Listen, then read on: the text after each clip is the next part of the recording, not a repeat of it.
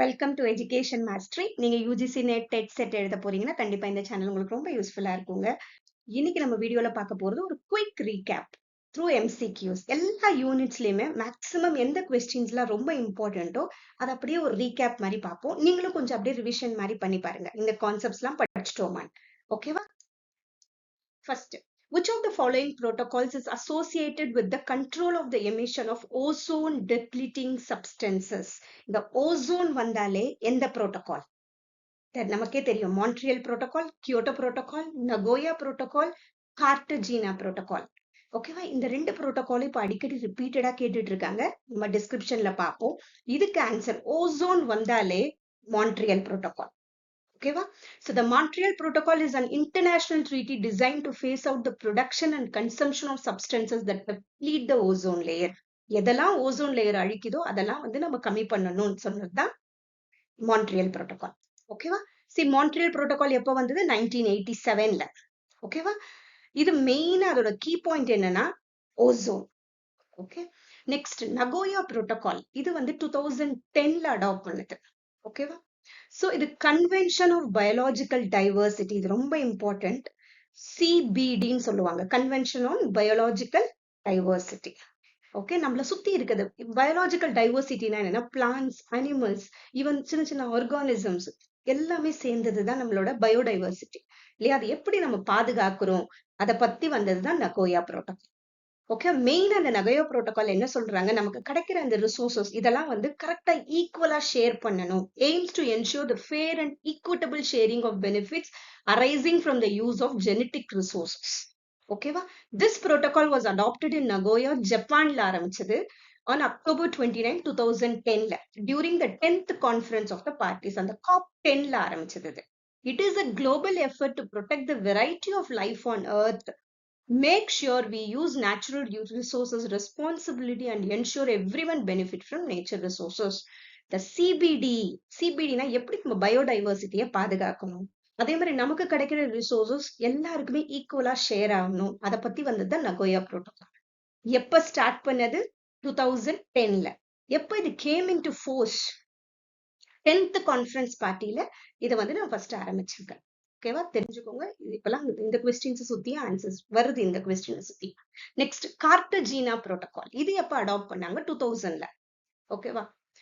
இதுவும் convention on biological diversity. இது ஒரு ஆர்கனைசேஷன் மாதிரி. அங்கே சில கண்ட்ரீஸ் எப்படி நம்ம பயோடைவர்சிட்டியை நம்ம இம்ப்ரூவ் பண்ணணும், எப்படி சில இப்ப ஜெனட்டிக்கலா உருவாக்குறதெல்லாம் நம்ம என்வாயன்மெண்ட்டுக்கோ இல்ல நமக்கோ எந்த பாதிப்பும் இல்லாம எப்படி கொண்டு போறது, அதை பத்தி கொண்டு வந்தது அந்த கார்டஜீனா புரோட்டோகால். அதாவது ஜெனட்டிக்கலி மாடிஃபைடு ஆர்கானிசம்ஸ், சில ரைஸ் இதெல்லாம் ஜெனட்டிக்கலா பண்றாங்கல்ல, அது யாருக்கும் பாதிப்பு வராம இருக்கணும், அதை பண்ணதுதான் இது. GMOs doesn't pose risk to the environment of human health. Okay, இது எப்ப எல்லா புரோட்டோகால் இதுல புரோட்டோகால்ஸ் ஃபர்ஸ்ட் பண்ணிடுவாங்க. அதுக்கப்புறம் சில கண்ட்ரீஸ் எல்லாம் அது ஒத்துக்கிட்டு அவங்களும் அதை ஒத்துட்டு அதே அவங்களும் பின்பற்றுவாங்க. அதுதானே மெயினா பண்றது. So, after being signed and ratified by many countries, the protocol officially came into force on September 11, 2003ல இது came into force. எப்ப ஃபர்ஸ்ட் அடாப்ட் பண்ணது? 2000. கார்டஜீனாங்கிறது கொலம்பியால இருக்கிறது. ஓகே, இது தெரிஞ்சுக்கோங்க, இது ரொம்ப இம்பார்ட்டன்ட். நெக்ஸ்ட் கியோட்டோ புரோட்டோகால் நமக்கே தெரியும், 1997. ஓகே, இது மெயினா இதை பத்தி பேசுறது கிளைமேட் சேஞ்ச் பத்தி. ஓகே, மெயினா சொன்னது climate change to reduce greenhouse gas. Kyoto புரோட்டோகாலுக்கு கிரீன் ஹவுஸ் கேஸ் தான் அங்க கீ டேர்ம். மான்ட்ரியலுக்கு ஓசோன் லேயர். இந்த மாதிரி கனெக்ட் பண்ணிக்கோங்க. ஓகேவா? Next assertion reasoning. Effective teaching involves active student participation in the learning process. அதுக்கு reason, active participation helps students retain information better and understand concepts more deeply. active participation பண்ணும்போது தான் பசங்க உண்மையாலுமே அந்த கான்செப்ட்ஸை படிக்கிறாங்க. ஸோ ரெண்டுமே ரைட் தான். ஓகேவா? இப்ப இருக்கிற எஜுகேஷன் சிஸ்டம் ஃபுல்லாவே கன்ஸ்ட்ரக்டிவிசம், ஆக்டிவ் லேர்னிங் பேசிக்ல தான் இருக்கு. உங்களுக்கு எதனா ஒரு கொஸ்டின்ஸ் இந்த மாதிரி ரிலேட்டடா வந்துச்சுன்னா கண்டிப்பா ஆக்டிவ் லேர்னிங், எக்ஸ்பீரியன்ஷியல் லேர்னிங் அந்த மாதிரி தான் இருக்கும். கன்ஸ்ட்ரக்டிவிசம் இந்த மாதிரி தான் சுத்தி இருக்கு. ட்ரெடிஷ்னல் லேர்னிங் வந்தா மட்டும்தான் அங்க டீச்சர் சென்டர்டா இருக்கு. ஓகே, ஓகே, நமக்கே தெரியும் active student participation enhances learning and understanding. பசங்க எந்த அளவுக்கு கிளாஸ்ல ஆக்டிவா இருப்பாங்களோ அந்த அளவுக்கு அங்க லேர்னிங் நடக்கும். Next match the teaching methods. Lecture method, demonstration, group discussion, experiential. இந்த மாதிரி கொஸ்டின்ஸ் வந்துச்சுன்னா ரொம்ப ஈஸி. அதெல்லாம் ஒன்றும் இல்லை, நமக்கு தெரிஞ்சிச்சுன்னா கூட போதும். Interactive and discussion based teaching. எந்த இடத்துல இன்டராக்டிவா நடக்கும் பசங்க பண்ணும்போது? Next, teacher presence information to the class. இங்க ஒண்ணுமே இல்லை, டீச்சர் ஜஸ்ட் இன்ஃபர்மேஷன். அப்படின்னா லெக்சர் மெத்தடுக்கு தான் வரும்.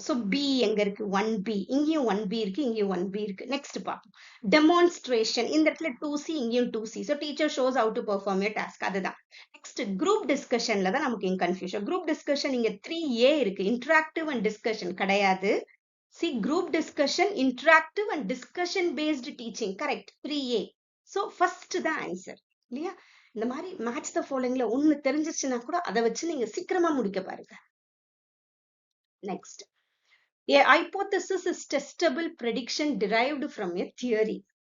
The literature review is conducted after data analysis. Actually, hypothesis எதுக்கு பண்ணும்? நம்ம குவான்டிடேட்டிவ் ரிசர்ச் பண்ணும்போது, ஒரு ரிசர்ச் வந்து நம்ம நம்பர்ஸ் எல்லாம் வரும்போது அது குவான்டிடேட்டிவ் சொல்லுவோம். அதுக்கு ஹைப்போதசிஸ் செட் பண்ணணும். ஹைப்போதசிஸ்னா என்னன்னா, ஒரு ரிலேஷன்ஷிப் நீங்க கண்டுபிடிக்கிறோம்னா, ஸ்டூடெண்டோட ஒரு ஸ்டடி மெத்தடுக்கும் அவங்களோட அவுட்கமுக்கும் நம்ம ஒரு ரிலேஷன்ஷிப் கண்டுபிடிக்கிறோம். அப்ப ஹைப்போதசிஸ் செட் பண்ணணும். ஓகேவா? இது வந்து பாசிட்டிவா இருக்கும் போது இங்க பசங்களோட மார்க்கும் பாசிட்டிவா இருக்கும், இன்க்ரீஸ் ஆகும். அது பேர் தான் ஹைப்போதசிஸ். ஒரு டென்டேட்டிவ் ஸ்டடின்னு சொல்லுவாங்க. கடைசியா நம்ம சொல்யூஷன் அதை சுத்தி தான் இருக்கும். லிட்ரேச்சர் ரிவ்யூன்றது என்னன்னா, நம்ம ஒரு ரிசர்ச் பண்றதுக்கு முன்னாடி அது சம்பந்தமானதெல்லாம் நம்ம முதல்லயே படிப்போம். மத்த ரிசர்ச் பண்ணிருக்காங்களா அதை பத்தின ஒரு நம்ம இன்ஃபர்மேஷன் கேதர் பண்றது லிட்ரேச்சர் ரிவ்யூ. இது ரெண்டுத்துக்கும் ஹைப்போதசிஸ்ங்கிறது டெஸ்டபிள் ப்ரெடிக்ஷன். கரெக்ட் தான். Next, the literature review is conducted after data analysis. கிடையாது. லிட்ரேச்சர் ரிவ்யூ நம்ம எதுக்கு பண்ணணும்னா, ரிசர்ச் பண்றதுக்கு முன்னாடியே நம்ம அதை பத்தின என்னெல்லாம் ரிசர்ச் நடந்திருக்குன்னு பாக்குறது லிட்ரேச்சர் ரிவ்யூ. ஓகேவா? Statement 1 is true, statement 2 is false. Next, இது வந்து ஒரு ரீடிங் காம்ப்ரிஹென்ஷன். ரீடிங் காம்ப்ரிஹென்ஷன் எந்த வீடியோவும் போடல, அதனால இதுலயே போட்டிருக்கு. நீங்க நல்லா பாருங்க. இந்த மாதிரி இப்பெல்லாம் நமக்கு சின்ன பேராகிராஃபா தான் கொடுக்குறாங்க. அதே மாதிரி ஒவ்வொரு பேராகிராஃப் கீழே கொஸ்டின்ஸ், எல்லா கொஸ்டின்ஸ்க்கு மேலேயும் இந்த பேராகிராஃப் கொடுக்குறாங்க. இப்பெல்லாம் இது கொஞ்சம் ஈஸியா இருக்கு. ஃபர்ஸ்ட் அந்த மாதிரி கிடையாது. ஃபர்ஸ்ட் பேராகிராஃப் இருக்கும், அதுக்கப்புறம் எல்லா கொஸ்டின்ஸும் இருக்கும். நம்ம அப்படியே ஸ்க்ரால் பண்ணி மேல போய் படிச்சுட்டு கீழே வரணும். அது உண்மையாவே ரொம்ப டைம் எடுக்கும். இப்போ இது மாதிரி ஈஸியா வந்துருச்சு. See, what is one benefit of integrating technology in education mentioned in the passage? நீங்க ஒரு கொஸ்டினை படிச்சுக்கோங்க, அதுக்கப்புறம் மேல போங்க. See, what is one benefit of integrating technology in education? Next, in recent years, digital technology has revolutionized the education sector. The integration of technology in classrooms has enhanced the learning experience by providing diverse tools and resources. Okay, interactive whiteboards, online resources, and educational apps are some examples of how technology facilitates a more engaging and personalized learning environment. என்ன கேக்குறாங்க, எப்படி integrating technology நமக்கு உதவுது? ஒரு benefit இங்க நீங்க பார்த்தா தெரிஞ்சிடும். Increased teacher workload, enhanced student engagement, limited access to resource, higher cost. இப்ப என்ஹான்ஸ்டு ஸ்டூடெண்ட் என்கேஜ்மெண்ட் இருக்குமா? நம்ம இதை படிக்கும் போது தெரிஞ்சிச்சுல, enhancing the learning experience. Answer is B. கண்டிப்பா ரீடிங் காம்ப்ரிஹென்ஷன் அட்லீஸ்ட் 3 கொஸ்டின் ஈஸியா தான் இருக்கும். மொத்தம் 5 கொஸ்டின் இருக்கும் ரீடிங் காம்ப்ரிஹென்ஷன். 3 கொஞ்சம் ஈஸியா தான் இருக்கும். மீதி 2 வேணா கொஞ்சம் ட்விஸ்ட் பண்ணிக்கிறது. ஓகேவா? அந்த பேசேஜ படிச்சு பாருங்க. முதலியே 2-3 தடவை அந்த பேசேஜ படிக்க வேணாம். ஃபர்ஸ்ட் ஒரு தடவை படிக்க முடிஞ்சா லைட்டா படிச்சிருங்க. அதுக்கப்புறம் கீழே கொஸ்டினை பார்த்துட்டு திருப்பி ரீடிங் காம்ப்ரிஹென்ஷன் மேல போங்க. அப்ப ஈஸியா இருக்கும். ஓகேவா? Next question. நெக்ஸ்ட் இதே மாதிரி பேசேஜ் கொடுப்பாங்க. செகண்ட் கொஸ்டின் இந்த மாதிரி வரும். நம்ம என்ன பண்ணணும்? See, what challenge relate to technology in education is mentioned. இப்ப நம்ம இது வரைக்கும் நம்ம அதை பத்தி படிக்கல. இங்க இருந்து நம்ம திருப்பி படிப்போம். இங்க இருந்து படிப்போம். How technology facilitates a more engaged and personalized learning environment. However, the implementation of technology also poses challenges such as digital divide. What challenge related to technology in education is mentioned? அப்பனா digital divide தானே. இதுல கரெக்டா அந்த பேசேஜ்ல வந்துருச்சு. Sometimes ஈஸியா தான் இருக்கும், ஈஸியா அட்டென்ட் பண்ண முடியும். சில சமயம் கொஞ்சம் டிஃபிகல்ட் வேர்ட்ஸ் இருக்கும், கொஞ்சம் 2 தடவை படிச்சா புரியுற மாதிரி இருக்கும். இல்ல எனக்கு ரீடிங் காம்ப்ரிஹென்ஷன் அவ்வளவு கான்ஃபிடென்ட் இல்ல, நான் அப்புறம் பண்றேன்னா ஃபர்ஸ்ட் எல்லா கான்செப்ட் உங்களுக்கு எதுல கான்ஃபிடென்ட் இருக்கோ அதெல்லாம் முடிச்சிருங்க. அதுக்கப்புறம் ரீடிங் காம்ப்ரிஹென்ஷன் பட் கண்டிப்பா பண்ணுங்க. ஓகேவா? எதையும் விட்டுட்டு வராதீங்க. எக்ஸாம்ல எல்லாத்தையும் அட்டென்ட் பண்ணுங்க, ஈஸியா தான் இருக்கும். நெக்ஸ்ட், இன் ரீசெண்ட் இயர்ஸ் டிஜிட்டல் இப்ப நம்ம இது வரைக்கும் படிச்சிட்டோம். ஃபர்ஸ்ட் லேர்னிங் நமக்கு அவுட்கம் நல்லா இருக்கும்னு படிச்சிட்டோம். டிஜிட்டல் டிவைடு கண்டிப்பா நமக்கு அடுத்தது வரும். இந்த 4, 5 அந்த கொஸ்டின்ஸ்ல தான் என்ன பண்ணும், ஃபுல் பேசேஜ் கவர் பண்ற மாதிரி சம்டைம்ஸ் வரும். இந்த பேசேஜ் எதை பத்தி சொல்லுது அந்த மாதிரி. ஓகே, மேக்ஸிமம் அந்த ஃபர்ஸ்ட் ஒரு 3 கொஸ்டின்ஸ் வந்து பேசேஜ் அப்படியே சென்டென்ஸ் வைஸா வரவும் நிறைய வாய்ப்பு இருக்கு. So the passage suggests that addressing digital divide is important for digital divide வரைக்கும் படிச்சிட்டோம். இப்ப படிப்போம். Which refers to the gap between those who have easy access to digital technologies and those who do not, addressing these challenges who do not. ஓகேவா, digital divide னா அதுதான். So the passage suggests that addressing digital divide is important for திருப்பி படிச்சோம். Addressing these challenges is crucial to ensure the technology benefits all students equally. So increasing technology cost, ensuring technology benefits all students, reducing technology use, decreasing classroom, ensuring technology benefits all students. இல்லையா, நம்ம எல்லாருக்கும் கிடைக்கிற மாதிரி நம்ம பண்றதுதான் இருக்கு. ஓகேவா, கண்டிப்பா பேசேஜ் குள்ளது தான் வரும். பாருங்க, சம்டைம்ஸ் அது பேசேஜ் எதை சொல்ல வருது அந்த மாதிரி வரும்போது மட்டும் நீங்க கொஞ்சம் அந்த பேசேஜ் கொஞ்சம் புரிஞ்சுக்கிற மாதிரி இருக்கும். அதுக்கு கொஞ்சம் டைம் எடுக்கும், அவ்வளவுதான். Next, effective communication requires feedback from the receiver. Reason, feedback helps in clarifying misunderstanding and ensuring message accuracy. See, feedback இருந்தாதான் கரெக்டான கம்யூனிகேஷன் நடக்கும். So A and R are true or is the correct explanation of it. ஓகேவா, அதே மாதிரி communication வெர்பலா இருக்கலாம், நான் வெர்பலா இருக்கலாம். ஓகேவா, அதுவும் இம்பார்ட்டன்ட். Next, match the communication models with their descriptions. இந்த Shannon Weaver model, Berlo's SMCR model, Barnlund's transactional model, linear model, இந்த மாதிரி இந்த 4 மாடல் நமக்கு இருக்கு. ஓகேவா, மேக்ஸிமம் இந்த 3க்குள்ள வரும். டிரான்சாக்ஷனல் மாடலும் சம்டைம்ஸ் வருது. லீனியர் மாடல்னா அப்படியே ஒரு ஒன் வேல போகும். அது எங்க இருக்குன்னு பாத்துருங்க. One way flow of information. So நமக்கு 4ல D வந்துருச்சு, தெரிஞ்சிருச்சு. அப்ப BO DO தான் ஆன்சர். நெக்ஸ்ட், ஷானோன் வீவர் மாடல் 1 Cல பாரு, கம்யூனிகேஷன் அவரும் என்ன சொன்னா ஒன் வே ப்ராசஸ் பத்தி தான் சொல்றாரு, ஷானோன் வீவரும். ஓகே, இவங்களோட லீனியர் மாடலும் ஆக்சுவலா ஒன் வே ப்ராசஸ். சோ இது ரெண்டுத்துக்குள்ளேயுமே நம்ம வச்சுப்போம். இது ரெண்டுத்த பார்த்தா நமக்கு புரிஞ்சிடும். பெர்லோஸ் SMCR மாடல் என்னன்னா சோர்ஸ் மெசேஜ் சேனல் ரிசீவர், இதுதான் அந்த மாடல். சோ 2B இதுதான் 2B. So 1D A answer. ஓகேவா, நீங்க அதை பார்த்துக்கோங்க. அந்த மாதிரி ஷானோன் வீவரும் என்ன சொல்றாரு, ஒன் வே ப்ராசஸ்ல இன்ஃபர்மேஷன். SMCR வந்து சோர்ஸ் மெசேஜ் சேனல் ரிசீவர், இதெல்லாம் தேவை. ஒரு சோர்ஸ் வேணும், மெசேஜ் இருக்கணும், எந்த சேனல்ல நம்ம கம்யூனிகேட் பண்றோம் இருக்கணும், அந்த ரிசீவர் இருக்கணும். நெக்ஸ்ட், டிரான்சாக்ஷனல் மாடல் என்ன சொல்றாரு, கம்யூனிகேஷன்ங்கிறது ஒரு கண்டினியூஸ் ப்ராசஸ் வித் ஃபீட்பேக் சொல்றோம். டிரான்சாக்ஷனல், இன்டராக்ஷனல், இதுலலாம் வந்து நமக்கு கண்டினியூஸ் ஃபீட்பேக் இருக்கணும்.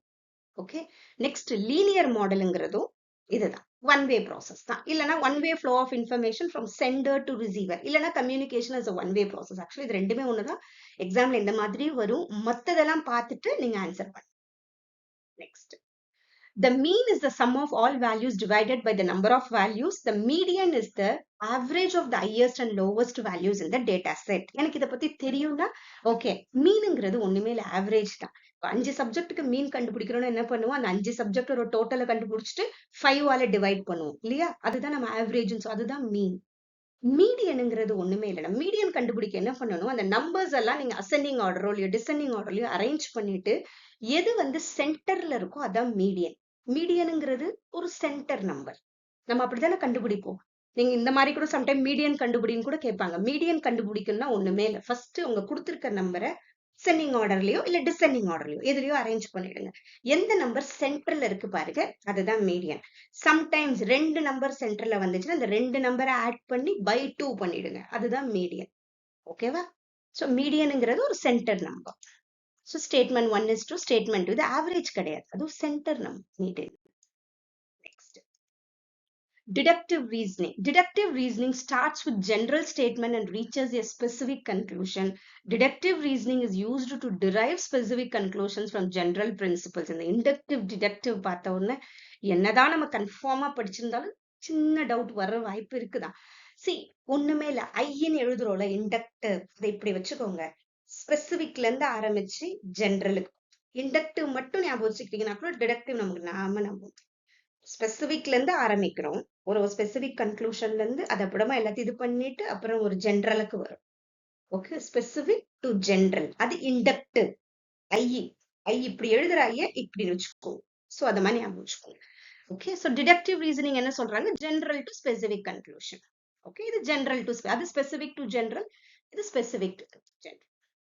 Next, match the types of reasoning with their characteristics. Deductive reasoning, inductive reasoning, analogical reasoning, abductive reasoning. இந்த 4 reasoning நமக்கு இருக்கு, லாஜிக்கல் ரீசனிங்ல இருக்கு நமக்கு. ஓகேவா? நம்ம தெரிஞ்சதை வச்சு பண்ணுவோம். நம்ம இண்டக்டிவ் ரீசனிங் நமக்கு தெரியும், ஸ்பெசிபிக் டு ஜெனரல். இங்க போயிடுவோம், 2க்கு போயிடுவோம். 2ல எங்க ஸ்பெசிபிக் டு ஜெனரல் இருக்கு? ஏல இருக்கு. சோ 2A இருக்கு. ஓகேவா? இங்கேயும் 2A இருக்கு, இங்க 2A இருக்கு. நெக்ஸ்ட், அனாலஜிக்கல் ரீசனிங் தான் என்னன்னா ஒரு கம்பேரிசன் பண்றது அனாலஜிக்கல் ரீசனிங். எங்க இருக்கு? Drawing conclusion based on similarities between 2 different things. இதுதான் வந்து சி. சோ அனாலஜிக்கல் ரீசனிங் 3C வருது.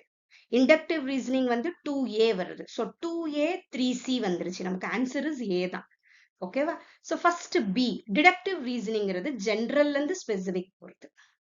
அப்டக்டிவ் ரீசனிங்கிறது inferring the best possible explanation for an observation. அதுல எந்த அப்சர்வ் பண்ணது எது வந்து பாசிபிள் எக்ஸ்பிளனேஷன், அதுதான் அப்டக்டிவ் ரீசனிங். கரெக்டா இருக்கிறது. ஓகேவா? இப்படி ஞாபகம் ஒண்ணு ஞாபகம் வச்சிருந்தா கூட போதும். இண்டக்டிவ்னா ஸ்பெசிபிக் டு ஜெனரல், அதுக்கப்புறம் டிடக்டிவ்னா ஜெனரல்ல இருந்து ஸ்பெசிபிக். ஓகே, நெக்ஸ்ட் இங்க அதேதான். Deductive reasoning, inductive good, analogical reasoning, conclusions based on similarities. Abductive reasoning, best explanation for observation. Okay, abductive reasoning வந்துச்சுன்னா எது வந்து அப்சர்வ் பண்ணது best explanation for observation அப்படின்னு ஞாபகம் வச்சுக்கோ. Next, statement 1. A pie chart is used to show the proportion of categories as parts of a whole. Pie chart தெரியும்ல, ஒரு percentage வந்து பிரிச்சு pie chart ஒரு சர்க்கிள்குள்ள போடுறது, அதுதான் pie chart. Okay, proportion correct, அந்த percentage பிரிச்சு போடுறோம். A bar chart displays a relationship between two variables. Pie chart correct தான், but bar chart வந்து relationship கண்டுபிடிக்காது. இல்லையா? ஜஸ்ட் இப்ப மேல் how many மேல் எக்ஸாம் எழுதினாங்க, how many ஃபீமேல் எழுதினாங்க, அவ்வளவுதான். ரிலேஷன்ஷிப்லாம் கிடையாது அங்க. ஓகே, ஜஸ்ட் நம்ம அதுல இருந்து நம்ம ஒரு டிரைவ் பண்ணிக்கலாம் டேட்டாவா, அவ்வளவு. Next, match the ICT terms. Cloud computing, e-learning, virtual reality, data encryption. இங்க internet based services and storage. இந்த storage வந்துச்சுனாலே cloud computingல சேர்ந்து இல்லையா? சோ 1A தான் கண்டிப்பா. இப்போ இங்கேயும் 1A இருக்கு, இங்க 1A இருக்கு. இந்த மாதிரி தான் எக்ஸாம்ல வரும். Next, e-learning. e-learningனா இங்க 2B இருக்கு. 2B பார்ப்போம். செக்யூரிங் டேட்டா பை கன்வெர்ட் கிடையவே கிடையாது. லேர்னிங் த்ரூ எலக்ட்ரானிக் மீடியா, இதுதான் right. So 2D. So 1A 2D இது ரெண்டும் வந்துருச்சு. வேற எங்கேயும் இது கிடையாது. சோ இதுதான் ஆன்சர் இல்லையா? எக்ஸாம்ல இவ்ளோ கன்ஃபார்மா உங்களுக்கு தெரிஞ்சிச்சுன்னா அப்படியே நீங்க நெக்ஸ்ட்க்கு போகலாம். ஆனா சம்டைம்ஸ் 3-4ல எதனா ஒண்ணு ட்விஸ்ட் பண்ணியிருந்தாலும் பண்ணிருப்பாங்க. ஒரு தடவை அதை மட்டும் லைட்டா செக் பண்ணிட்டு போயிடுங்க. Virtual reality, simulated environment through technology. இந்த வர்ச்சுவல்னாலே ரியல் லைஃப் ஒரு என்வாயன்மெண்ட் கொண்டு வருது, simulate. Okay, next, data encryption. Data encryption securing data by converting it into code. நம்ம டேட்டா எப்படி நம்ம செக்யூர் பண்ணி போகுது, என்கிரிப்ட் பண்ணி போகுது உள்ள. நம்ம மெசேஜ் எப்படி போகுது, என்கிரிப்ஷன் ஆகி போகுது. அதுக்கப்புறம் இங்க டிகிரிப்ஷன் நடக்கும். அது நல்ல ஒரு கீ இருக்கும். அந்த மாதிரி ஒரு ப்ராசஸ் நடக்கும். ஒரு டேட்டா வந்து போய் சென்டர்ல இருந்து ரிசீவர் கிட்ட போகும்போது. ஓகே, சோ இது தெரிஞ்சுக்கிறது நல்லது. கிளவுட் கம்ப்யூட்டிங்னா என்னன்னா இத பத்தி ஒரு டிஸ்கிரிப்ஷன். ஏன்னா கிளவுட் கம்ப்யூட்டிங் பத்தி கொஸ்டின்ஸ் வருது. Accessing and using online services and storage over the internet. இப்போ storing files Google drive, drop இதெல்லாம் கிளவுட் கம்ப்யூட்டிங். ஆப்ஸை பொறுத்த வரைக்கும் Microsoft office 365, Salesforce. Hosting வெப்சைட்ஸை பொறுத்த வரைக்கும் Amazon web servers, Microsoft Azure, இன்னமும் நிறைய இருக்கலாம். எனக்கு தெரிஞ்ச டீடைல்ஸ் மட்டும் இங்க போட்டிருக்கேன். நீங்க இன்னும் கொஞ்சம் டேட்டா வேணும், இன்னும் கொஞ்சம் கேதர் பண்ணணும்னா இதெல்லாம் கொஞ்சம் செக் பண்ணிக்கோங்க. Backing up data, Backblaze, iCloud. Collaborating tool, Slack, Zoom, இது எல்லாமே வந்து நமக்கு கிளவுட் கம்ப்யூட்டிங்ல ஒர்க் ஆகுது. பிசினஸ் எங்க ஒர்க் ஆகுது, பிசினஸஸ்ல Amazon web service, schools Google classroom for online learning, ஹாஸ்பிட்டல்ஸ்ல data management, entertainment, Netflix for streaming movies, இது எல்லாத்துலயும் கிளவுட் கம்ப்யூட்டிங் இருக்கு. ஓகேவா? கிளவுட் கம்ப்யூட்டிங் மெயினா எதுக்கு, நமக்கு ஸ்டோரேஜ் பர்பஸ்க்கு நம்ம யூஸ் பண்றோம். அதே மாதிரி ஆன்லைன் சர்வீசஸ்க்கு. அதே மாதிரி இ லேர்னிங், டிஜிட்டல் டூல்ஸ் வச்சு லேர்ன் பண்றதுல இ லேர்னிங். வர்ச்சுவல் ரியாலிட்டினாலே ஒரு சிமுலேஷன் கொண்டு வர்றது, சிமுலேஷன் கூட வரும். Okay, immersive technology that creates and simulates virtual environment. 3D இதெல்லாமும் இதுல வருது. Okay, next, data encryption, securing data to make it unreadable. Next, statement 1. Accreditation ensures that education institution meets certain quality standard. Accreditation ஒரு quality இருக்கு, இந்த காலேஜுக்கு இந்த quality இருக்கு, அவங்களுக்கு அக்ரெடிடேஷன். அதுக்கு ஒரு பாயிண்ட்ஸ் இருக்கும். அந்த பாயிண்ட்ஸ்ல கொடுப்பாங்க A பிளஸ் அந்த மாதிரி கிரேட்ஸ்ல. Okay, next statement 2, curriculum development is solely the responsibility of the national education board. First one is right. Second, curriculum development மட்டும் பண்றது இல்ல. ஓகேவா? இப்ப நேஷனல் எஜுகேஷன் போர்டு எல்லாத்தையும் பார்க்கணும். So statement 1 is true, statement 2 is false. என்னன்னு பார்ப்போம். See, while curriculum development is a collaborative process, it involves various stakeholders, not just the national board. நிறைய விஷயம் பார்த்து தான் வந்து ஒரு curriculum development பண்ண முடியும். Next இது ஒரு math sum. Okay, if the sum of 3 consecutive integers is 69, what is the value of the smallest integer? இந்த மாதிரி கண்டிப்பா ஒரு question வரும். அதே மாதிரி missing numbersல வரும்.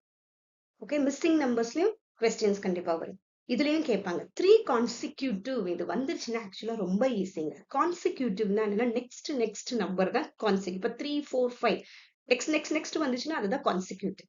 இப்ப 3 கான்சிக்யூட்டிவ் கேட்டாலே நீங்க x plus 1 x plus 2 அந்த மாதிரி மைண்ட்ல ஞாபகம் வச்சுக்கோங்க. ஓகேவா? சி, இதுக்கு ஆன்சர் வந்து 22. எப்படின்னா கான்சிக்யூட்டிவ் சொல்லிட்டாங்கல்ல, சொன்னால எக்ஸ்ங்கிறது ஒண்ணு, x plus 1 ஒரு நம்பர், x plus 2 ஒரு நம்பர். ஓகே, இப்ப என்ன பண்றோம், இங்க 3 x இருக்கு. So 3x plus 3. கரெக்டா? இங்க 2 1 இருக்கு. So 3 plus 3 என்ன சொல்றாங்க, மூணு நம்பர் சேர்ந்தா 69 சொல்றாங்க. எழுதிருங்க. So 3x is equal to 69. இங்க பிளஸ்ஸா இருக்குது, இங்க மைனஸா போயிடும்ல. So 69 minus 3 is 66. அப்ப 3x 66னா x என்ன, 66 by 3 22. இந்த மாதிரி கொஸ்டின் கண்டிப்பா வரும். ஓகே, இதெல்லாம் கொஞ்சம் ஈஸியா இருக்கும். இதனாலதான் இதை போட்டது. ஏன்னா ஈஸியா மார்க் எடுத்துடலாம். ஓகே, நெக்ஸ்ட் இது வந்து logical reasoning question. All judges are fair minded is an example of dash proposition. சரி, நமக்கு ஸ்கொயர்ஸ் ஆஃப் அப்போசிஷனை பொறுத்த வரைக்கும் 4 இருக்கு இல்லையா? All, no, some not. ஓகேவா? அதுல 4த்துல நமக்கு வரும் universal affirmative, universal negative, particular affirmative, particular negative. அந்த ஆளுங்கிறது அஃபர்மேட்டிவ், யூனிவர்சல் அஃபர்மேட்டிவ். ஓகேவா? நோங்கிறது யூனிவர்சல் நெகட்டிவ். கீழே சம்ங்கிறது particular affirmative, some not particular negative. ஓகேவா? இந்த 4 ஃபர்ஸ்ட் எழுதிக்கோங்க. நீங்க இப்ப எக்ஸாமுக்கு போனோம்னா நீங்க எந்த பேப்பரை கொண்டு போவேன், அவங்களே பேப்பர் கொடுப்பாங்க. எக்ஸாம் ஸ்டார்ட் பண்ண ஒரு 5 minutes முன்னாடி இருக்குன்னா அதெல்லாம் எழுதி வச்சுக்கோங்க. Okay, all, no, some not. Next C, இதெல்லாம் வந்து ஒரு சின்ன ஒரு ரீகேப் மாதிரி தான். ஏன்னா கண்டிப்பா இதுல இருந்து ஒரு கொஸ்டின் எப்பயுமே வந்துடும். ஸோ ஏ டைப்னா ஒண்ணுமே இல்லை, இங்கதான். இப்போ ஏ டைப்னா என்னது, எழுத முடியுதா பாக்குறேன், எழுத முடியாது. ஜஸ்ட் இந்த பாயிண்ட்ல தான் யூஸ் பண்ணும். ஏ, இப்ப இங்கதான் ஏ இருக்கு. ஓகேவா? So all S are P, all dogs are, ஆல்னு வந்துச்சுன்னா அது ஏ. அதுக்கு பக்கத்துல என்ன இருக்குன்னா நோ இருக்கும். ஓகே, ஒரு ஸ்கொயர் மாதிரி நம்ம தான் ஸ்கொயர்ஸ் ஆஃப் ஸ்கொயர் மாதிரி, இங்க ஆல் இருக்கும், இங்க நோ இருக்கும். No SRP, no dogs are reptiles அப்படிங்கிறது ஒரு இ டைப்னு சொல்லுவோம். ஏஇஐஓன்னு சொல்லுவோம். இதை நம்ம ஏஇ, இங்க கீழே ஐ வரும், இங்க ஓ வரும். ஐங்கிறது சம் எஸ்ஆர்பி, அது ஐ. ஓங்கிறது some S are not P, இதுதான் நம்ம என்ன சம் நாட்னு சொல்லுவோம். இங்க ஆல் இருக்கு, இங்க நோ, இங்க சம், இங்க சம் நாட். ஓகேவா? அதுல நம்ம கான்ட்ரரின்னு எதை சொல்லுவோம்னா, மேல இருக்கிறத கான்ட்ரரி சொல்லுவோம். ஏவையும் ஈயையும், ஆளையும் நோவையும் கான்ட்ரரி சொல்லுவோம். அடுத்தது சப் கான்ட்ரரி எதை சொல்லுவோம்னா, கீழே இருக்கிறது ஐயும் ஓவையும் நம்ம சப் கான்ட்ரரி சொல்லுவோம். ஆல், நோ, கான்ட்ரரி, கீழே சம் நாட், இது ரெண்டுமே வந்து சப் கான்ட்ரரி சொல்லுவோம். ஓகேவா? இந்த இடத்துல வந்து நான் மேல இருக்கிறத வந்து, இது எதுக்கு இது எழுதிருக்கேன்னா, இதுவும் கேட்பாங்க எக்ஸாம்ல. Both cannot be true, can be false. மேல இருக்கிறது வந்து cannot be true, can be false. கீழே இருக்கிறது வந்து cannot be false, can be true. இது எப்படி நான் ஞாபகம் வச்சுப்பேன், இப்ப கீழே நிக்கிறோம், நம்ம நிக்கிறதுக்கு நமக்கு கால் தேவை, ஸ்ட்ரென்த் தேவை. இப்ப can be true ஞாபகம் வச்சுப்போம், can be true. ஓகேவா மேம்? இது எனக்கு புரியவே இல்லைன்னா கூட பரவாயில்ல, இதுல இருந்து ஒரு கொஸ்டின் வந்தா கூட ஈஸியா நம்ம எழுத முடியும். ஓகேவா? இந்த மாதிரி கேட்பாங்க.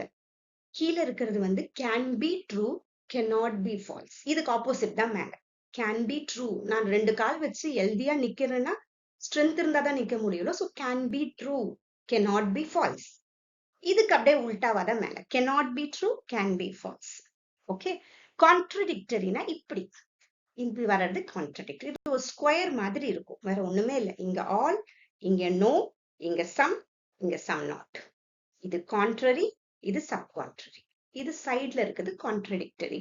இல்ல எனக்கு இதுல அவ்வளவு கான்பிடென்ட் இல்லைன்னா இட்ஸ் ஓகே, புதுசா எதையும் படிக்க வேணாம், நீங்க படிச்சு பாருங்க, புரிஞ்சா பண்ணுங்க, இல்லைன்னா நெக்ஸ்ட் கொஸ்டின் நீங்க ட்ரை பண்ணுங்க, பட் கண்டிப்பா ஆன்சர் அட்டென்ட் பண்ணிடுங்க.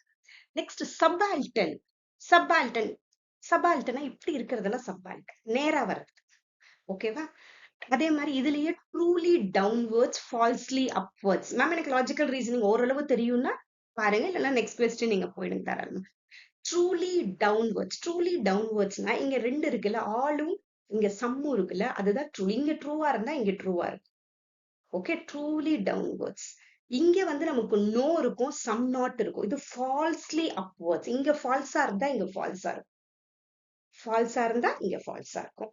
சரி, இந்த லாஜிக்கல் ரீசனிங்ல அவங்க ரெண்டு சென்டென்ஸ் ஃபர்ஸ்ட் கொடுப்பாங்க, அதுக்கப்புறம் அதுக்கு ஒரு கன்க்ளூஷன் கொடுப்பாங்க. அத ரெண்டுத்த நம்ம ப்ரிமைசஸ்னு சொல்லுவோம், கீழே இருக்கிறத கன்க்ளூஷன் சொல்லுவோம்.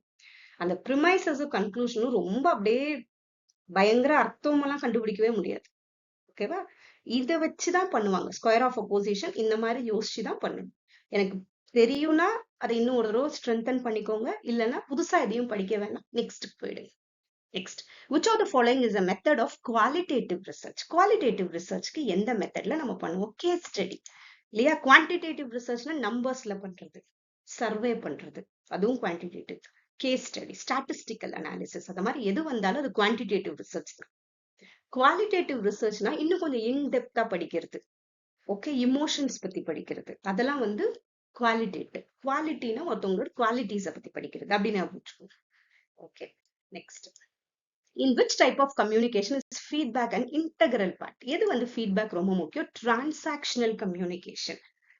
transactional communicationல கண்டினியூஸா நடந்துட்டு இருக்கும். ஆனா இன்ட்ராக்ஷனல் கம்யூனிகேஷன்ல நான் பேசி நான் முடிச்சிடுவேன், அதுக்கப்புறம் அவங்க சொல்லுவாங்க, அந்த மாதிரி வரும். ஓகே, இந்த கண்டினியூஸ் எக்ஸ்சேஞ்ச் வந்துச்சுன்னா அது transactional. Next, which type of assessment focuses on the students overall development and learning process? இது ரொம்ப இம்பார்ட்டன்ட். ஃபார்மேட்டிவ்னாலே ஓவரால் எப்பயுமே நம்ம பார்த்துட்டே இருக்கிறது ஆன்கோயிங் ப்ராசஸ் வந்து ஃபார்மேட்டிவ். சம்மேட்டிவ் வந்து ஒரு லெசன் முடிஞ்ச ஒண்ணு இல்ல ஒரு யூனிட் முடிஞ்ச ஒண்ணு நம்ம பண்றோம். ஓகே, எண்ட்ல பண்றதெல்லாம் சம்மேட்டிவ். டயக்னாஸ்டிக்ன்றது என்னன்னா பசங்களோட ஸ்ட்ரென்த் அண்ட் வீக்னஸ் கண்டுபிடிக்கிறது டயக்னாஸ்டிக். அந்த ஸ்ட்ரென்த் வீக்னஸ் அதுதான் அங்க உங்களுக்கு கீ டேர்ம். ஃபர்ஸ்ட் ஒரு ப்ரீ டெஸ்ட் கண்டக்ட் பண்ணிட்டு அதுக்கப்புறம் பசங்களோட வீக்னஸ் தெரிஞ்சுட்டு அவங்களுக்கு திருப்பி நம்ம வந்து கோச்சிங் கொடுக்கணும், அது டயக்னாஸ்டிக். இப்சேட்டிவ் அசஸ்மெண்ட்னா அந்த குழந்தைக்கே ஒரே டெஸ்ட் வச்சுட்டு நாளைக்கு இன்னொன்னு வச்சுட்டு அதுல நம்ம கம்பேர் பண்றது இப்சேட்டிவ். ஓகேவா? அந்த பசங்க மார்க்கையே கம்பேர் பண்ணி பாக்குறது, எந்த அளவுக்கு அவங்க க்ரோ ஆயிருக்காங்கன்னு புரியறதுக்காக. இன்னும் ரெண்டு என்ன இருக்கு? நாம் ரெஃபரன்ஸ்ட், கிரைட்டீரியன் ரெஃபரன்ஸ்ட் இருக்கு இல்லையா? அதையும் பாரு. கிரைட்டீரியன் ரெஃபரன்ஸ்னா சில கிரைட்டீரியா செட் பண்ணிட்டு அதுல பாக்குறது. நாம் ரெஃபரன்ஸ்ட்னா நம்ம கூட எக்ஸாம் எழுதின எல்லாரோடையோட நம்மள கம்பேர் பண்ணிக்கிறது. ஓகேவா? இப்ப அதுதான் இப்ப நம்ம யூஜிசி முடிச்ச உடனே வரும்ல, பெர்சன்டைல்ல மார்க் வந்துச்சுன்னா என்ன அர்த்தம்? பசங்க எல்லாரோட கம்பேர் பண்ணுங்க. Next, which body is primarily responsible for regulating higher education in India? எது வந்து higher education? UGC பண்ணுது இல்லையா? நேஷனல் போர்ட் ஆஃப் அக்ரிடேஷன், அவங்க என்பிஏவும் அக்ரிடேஷன் கொடுக்குறாங்க ஹையர் எஜுகேஷனுக்கு. National council of teacher education, டீச்சர்ஸ்னாலே NCTE தான். AICTE ஃபுல்லா டெக்னிக்கல் எஜுகேஷன் பாத்துக்கிறது. Okay, so UGC is responsible for coordinating, determining and maintaining the standards of higher education. இத இங்க நம்ம அக்ரிடேஷன் பத்தில அதுவும் பேசலாம், வெறும் அந்த ஸ்டாண்டர்ட் பத்தி சொன்னதா இருக்குது. Next, what does the term ecological footprint refer to? இது ரொம்ப இம்பார்ட்டன்ட். ecological footprint போன வாட்டி எக்ஸாம்ல இது வந்துச்சு. So the impact of human activities on the environment, நம்ம என்னெல்லாம் பண்றோம் அதுதான் நம்மளோட ecological footprint. ஓகேவா? So the ecological footprint measures the environmental impact on human activities including resource use and waste production. நம்ம என்னெல்லாம் பண்ணிட்டு இருக்கோம், இப்ப எந்த அளவுக்கு நம்ம பொல்யூஷனை பாதிக்க வைக்கிறோம், அதெல்லாமே அங்கதான் போய் சேரும். Okay, ecological footprint. Next, which technology is used for online learning platforms like MOOCs? MOOCஸ்க்கு எந்த பிளாட்ஃபார்ம்? ஆன்லைன்ல cloud computing, virtual reality வேற, blockchain வேற, artificial intelligence வேற, cloud computing. Cloud computing enables online learning platforms by providing scalable and accessible resources for learners and educators. Next, what is the primary purpose of Shodh Ganga? Shodh Ganga ஆரம்பிச்சதே research பர்பஸ்க்காக India start பண்ணது தான் இது. So to serve as a digital repository for Indian theses and dissertations. So நிறைய theses இருக்கும், dissertations இருக்கும், ஷோத் Ganga. Okay, அது மாதிரி ஷோத் கங்கோத்ரின்னு ஒன்று இருக்கும், அதுவும் ரிசர்ச் சம்பந்தமானது. Shodh Ganga is a digital repository developed by InflibNet to achieve and provide access to thesis and dissertation. Okay, next. What is the primary function of InflibNet? InflibNet என்னது? அது ஹையர் எஜுகேஷன்ஸ்க்கு எப்படி நமக்கு யூஸ் ஆகுது? B. To develop and maintain a network of library and information resources for higher education institutions. Okay. Information Library Network. இதோட full form. Okay. இது எப்படின்னெல்லாம் பண்ணுது? Information கூட ஈஸியா நமக்கு லைப்ரரி அக்சஸ் பண்ண முடியுது. To develop and maintain a network of library and information resources for higher education. Next. So information and library network aims to provide a network for higher education. Next. What is the primary goal of the Commonwealth of Learning in the context of education? Commonwealth of Learning, இது வந்து யூஜிசில வந்த question, இது நான் எழுதும் போது வந்த question. ஓகேவா? Commonwealth of learning என்னன்னா, ஒரு டிஸ்டன்ஸ் ப்ரோக்ராம்ஸ், மூவ் ப்ரோக்ராம்ஸ் எல்லாம் இன்னும் கொஞ்சம் ஸ்ட்ரென்தன் பண்ண கொண்டு வந்தது 1988ல. 1988ல கொண்டு வந்தாங்க. இதோட ஹெட் குவார்ட்டர் வந்து கனடால இருக்கு. Okay, it focuses on supporting open and distance learning and facilitating the exchange of educational resources and best practices among Commonwealth countries. Okay, and the countries kulla. Next, what is Meta University? Meta University na enna? Meta University na an institution that integrates multiple universities to offer interdisciplinary programs and shared resources of the Meta University. ஓகேவா? இன்னும் சில இடத்துல, இப்ப டெல்லியில ஏதோ இடத்துல meta university concept இருக்கு. Okay, இந்த யூனிவர்சிட்டில இருந்து ஒரு ப்ரோக்ராம் அந்த யூனிவர்சிட்டில இருந்து பண்ணலாம், மல்டி டிசிப்ளினரியா பண்ணலாம். Institution that integrates multiple universities to offer interdisciplinary programmes. ஓகேவா? Next, a meta university is designed to collaborate and integrate various universities to provide interdisciplinary programs and shared resources, aiming to enhance educational opportunities through collective efforts. Okay, what is the primary purpose of the National Institutional Ranking Frame? என்ன NIRF ஓட primary purpose என்ன? To rank Indian universities and higher education institutions based on their performance. அவங்க பெர்ஃபார்மன்ஸ்க்கு NIRF ranking வரும். ரொம்ப important. NIRF என்ன பண்ணுது? To rank Indian universities and higher education. மத்ததெல்லாம் to provide financial aid பண்ணல. To regulate and quality of textbooks கிடையாது. To evaluate the infrastructure of private universities. School சம்பந்தமானது எதனா வந்துச்சுன்னா NCERT ஓட ஒர்க் இருக்கும். டீச்சிங் பத்தி எதனா வந்துச்சுன்னா NCTE பத்தி இருக்கும். இல்ல டெக்னிக்கல் பத்தி அந்த மாதிரி எல்லாம் வந்து AICTE இருக்கும். இந்த மாதிரி கொஞ்சம் லைட்டா யோசிச்சு பண்ணுங்க நீங்க. Next, which of the following aspects is evaluated by NAAC during the accreditation process of university? அதே மாதிரி NAAC பத்தின கொஸ்டின்ஸும் யூஜிசில அடிக்கடி கேட்கறாங்க. See, quality of academic and administrative process including teaching, research, infrastructure எல்லாத்தையும் பார்த்துதான் NAAC பண்ணும். யூனிவர்சிட்டிஸ் எந்த அளவு பண்றாங்க, அவங்களுக்கு ஒரு கிரேட் செட் பண்ணுவாங்க. ஓகேவா? அதான் NAACோட full form national assessment and accreditation council. என்ன பண்றாங்க? It evaluates universities based on their comprehensive assessment of their academic quality, administrative process, research output and infrastructure. இது எல்லாத்தையும் பேஸ் பண்ணி உங்களுக்கு ஒரு கிரேட் கொடுக்குறாங்க. A+னா 3.51 to 4 வரைக்கும், ஏனா 3.1ல இருந்து 3.50, B+னா 2.51ல இருந்து 3, B னா 2.01ல இருந்து 2.50, C னா below 2. So NAAC assigns grades based on points where A+ represents highest grade. A+ grade உங்க நல்ல குவாலிட்டி டீச்சிங் இருக்காங்க, எல்லா இன்ஃப்ராஸ்ட்ரக்சர் சரியா இருக்கு. அது Cங்கிறது ரொம்ப லோவர் ரேட்டிங். ஓகேவா?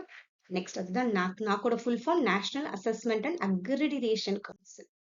Next, what is the key criterion that a deemed to be university must meet to become a full-fledged university in India? இத பத்தியும் sometimes the deemed universities பத்தி கேட்பாங்க. ஓகேவா? So, B, it must demonstrate academic excellence and sustained growth in quality, infrastructure and faculty. எல்லாத்தையுமே அவங்க deemed to be university அளவுக்கு அவங்களுக்கும் ஒரு பவர் தகுதி இருக்கு மெயினா. So, transition to full-fledged university, a deemed to be university, இன்னும் ஒரு consistent performance காட்டணும். அப்ப full-fledged university. Next, NBA, National Board of Accreditation, evaluates technical and professional programs to ensure they meet quality standards. Next, reason வந்து NBA accreditation is mandatory for all institutions offering technical and professional education to confer degrees. NBA வந்து அந்த professional program சரியா இருக்கா கண்டிப்பா பாக்குதுதான்.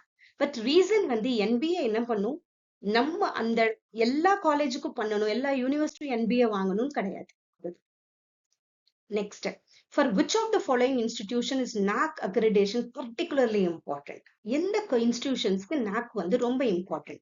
Higher education institutions seeking to validate their quality of education, improve their rankings. சில universities என்ன பண்றாங்க, அவங்க வந்து ஸ்டாண்டர்டை காட்டணும்னு நினைக்கிறவங்க கண்டிப்பா NAAC இருக்கும். அதே மாதிரி NAAC வேலிடேஷன் இப்பெல்லாம் இம்பார்ட்டன்ட் தான். எல்லா யூனிவர்சிட்டிஸும் NAACோட கிரேட்ஸ் கண்டிப்பா இம்பார்ட்டன்ட். ஒரு குவாலிட்டி எஜுகேஷனுக்கு NAAC கிரேட் கண்டிப்பா இம்பார்ட்டன்ட். ஹையர் எஜுகேஷன் அதுதான் main. NAAC accreditation is crucial for higher education institution to assess and improve their quality of education, ensure compliance with educational standards, enhance their reputation and rankings. Okay, ஒரு standard இருக்கும் போதுதான் அங்க ஒரு quality education நமக்கு கிடைக்குது. சரி, இந்த video கண்டிப்பா உங்களுக்கு யூஸ்ஃபுல்லா இருக்கும். வெறும் எல்லா 10 யூனிட்ஸும் நான் கவர் பண்ணும். நான் நெக்ஸ்ட்ல இன்னும் கொஞ்சம் டேட்டா இன்டர்பிரிட்டேஷன் கொஸ்டின்ஸும் ஆட் பண்ணியிருக்கேன். இது ஒரு ப்ராக்டிஸ் பேப்பர் மாதிரி, நீங்க ஜஸ்ட் அப்படியே பாருங்க. ஆன்சர்ஸ் தெரிஞ்சிச்சுன்னா பாஸ் பண்ணிட்டு நீங்க கொஞ்சம் யோசிச்சு ஆன்சர் சொல்லி பாருங்க. இது மார்க் 1 பேப்பர், நான் மார்க் 2 பேப்பரும் போட்டிருக்கேன், அதையும் பாருங்க. கண்டிப்பா ஒரு சின்ன ஒரு ரீகேப் மாதிரி உங்களுக்கு இருக்கும். ஓகேவா? வீடியோ கண்டிப்பா உங்களுக்கு யூஸ்ஃபுல்லா இருந்திருக்கும் நம்புறேன். நீங்க வேற யாரும் யூஜிசி நெட் எழுதினாலும் அவங்களுக்கும் ஷேர் பண்ணுங்க. Thank you so much. All the best for your exam. Thank you.